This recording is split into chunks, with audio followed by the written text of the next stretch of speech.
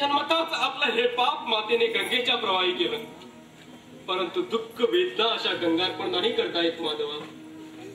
श्रीधरा, तू या अभागीकरणाला आपला बंधू मानला आहे. आयुष्यभराच्या जन्म सोसलेल्या अपमानाच्या जीवनाची आज फुले झाली, सुगंधित फुले. पावन झालो मी. तुला माहित नसेल कळना, तुझा मित्र दुर्योधनच्या अति पांडव द्वेषामुळे आज युद्ध निश्चित झालंय. युद्ध होऊ नये असं मला मनापासून वाटतंय. तुला हे तसंच वाटत होते तर युद्ध टाळण्याचा एक मार्ग आहे. तू पांडव पक्षात आहे.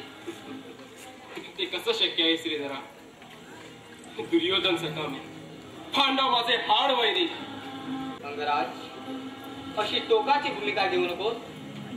मी काय सांगतो ते शांतपणे आणि मन घट्ट करू नये. तू कौरवासारखा फलपुरुष नाही. तू माझा आते बंधू आहेस, पांडवाचा थोरला बंधू. कोणते आहेस तू? कोणते नाही मी कशा मी खोट आहे म्हणून सांग खोट आहे म्हणून. नको रे माझी अशी सत्व परीक्षा घेऊन. या शापित सूर्यपुत्राला सूतपुत्रच राहू दे. आजपर्यंतच्या तेजोभंगाच्या आयुष्यापेक्षा हे सत्य दाहक आहे. माझ्या तनमनाचा होरपळून कोळसा होतोय त्यात. असत्य ना रे मुकुंदा. बंधू, दाहक असले तरी सत्य आहे. देव आणि मानव शंकराच्या देवावती मंत्राचा प्रसाद आहे तू महर्षी दुर्वासांचा. कुमारी कुंतीने केवळ कुतूहल म्हणून दुर्वासांच्या मंत्रांचा उच्चार केला आणि सूर्यदेवांना पृथ्वीवर प्रकट व्हावे लागले. सूर्य खरोखरीच तुझा पिता आहे. प्रगती होती त्यावेळी तुझा त्याग करण्या व्यतिरिक्त तिच्याकडे पर्याय नव्हता. त्यात सत्तेचा काही दोष नाही. तू पहिला पांडव आहेस, कुरु सम्राट आहेस. तू कुरु सम्राट करणार. हस्तिनापूर आणि इंद्रप्रस्थावर तुझाच पहिला अधिकार. तू तुझ्या बंधूच चल, त्यामुळे पुढे होणारे महायुद्ध टळेल. लक्ष जीविताचे प्राण वाचेल. कौतेया, कौती म्हणे कौती. माधवा, हे कटू सत्य सांगायला योग्य वेळ नाही निवडलीस. माझं पूर्ण अधपतन होऊ दिलं. शस्त्रास्त्र स्पर्धेच्या वेळी भीमार्जुनाने माझी सूतपुत्र म्हणून निर्भत्सना केली. स्वयंवरात पांचाली कटाळली. सूतपुत्राला मी वरणार नाही. तेव्हाच पुढे होऊन तू हा गौप्यस्फोट करायला हवा होतास. मी सूर्यपुत्र होतो ना, मग सूर्यपुत्राचा पुढे रडणारा तोल सावरण्याची तीच योग्य वेळ होती. तू सूतकुळात कितपत ठेवलंस मला. आणि आताही माझ्या प्रेमापोटी नाही सांगत आहे. तुझ्या अर्जुनाचा प्राण वाचावा, तुझ्या प्रिय द्रौपदीचे सौभाग्य अडळ राहावे म्हणून सांगतो आहेस तू हे. अंगराज, भ्रम. अर्जुनाचा वध करशील हा तुझा भ्रम आहे. मला काळजी आहे की अखिल मानव जातीचा संहार होईल. अधर्म फोफावेल याची. दानवीरा, अखिल मानव जातीसाठी या शांतीचे दान दे मला. टाळे विध्वंसक युद्ध. बंधू, जे माझं नाही त्याचं दान मी कसं देऊ? त्याचा रणसंग्राम मित्र दुर्योधनाने माझ्याच बळावर मांडला आहे. त्याचा विश्वासघात करू? अरे कशासाठी? या इंद्रप्रस्थ साम्राज्यासाठी नाही.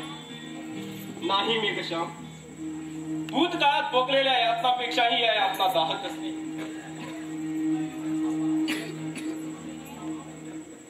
हा महाप्रतापी कर्ण जीवित असूनही मृतावस्थेच नाही. माझा पक्ष अधर्मियांचा आहे हे जाणू नये.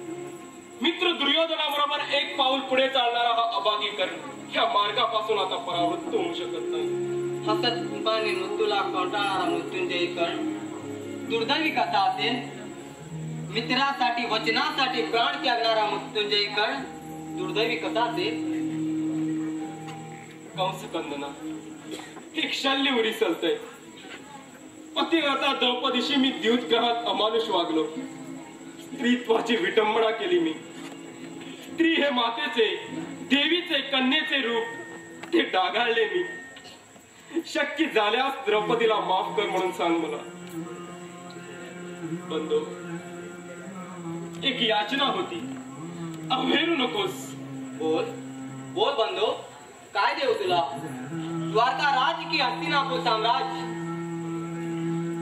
बंधू, ह्या अनवरस कारणाची जेव्हा पतन होईल तेव्हा या माझ्या अचेतन देहाला ह्या तुझ्या हाताने अग्नी द्यावा. खडकावर कुमारी भूमीवर कधीही तृणांकुर उगवणार नाही. माझ्या व्यथा माझ्या संख्येत जळून राख होऊ दे. कवताच्या रूपाला का होईना त्या पुन्हा उगू नये. कौंतेया काय मागितले तुये? तथास्तु कर्णा, तथास्तु. कर्णा, तुला दूत कुळात मी खितपत जेवलं त्याचं प्रायश्चित म्हणून मी स्वतः अर्जुनाच्या रथाचं सारथ्य करेन.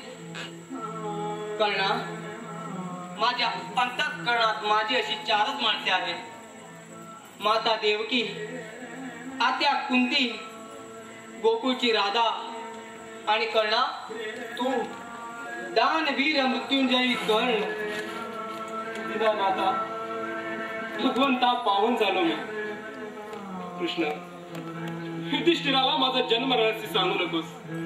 तो हस्तिनापूर सम्राट व्हावा अशी माझी मनोमन इच्छा आहे. बंधू, धैर्याने मृत्यूला सामोरं जाण्यास हिंमत दे अनुराया.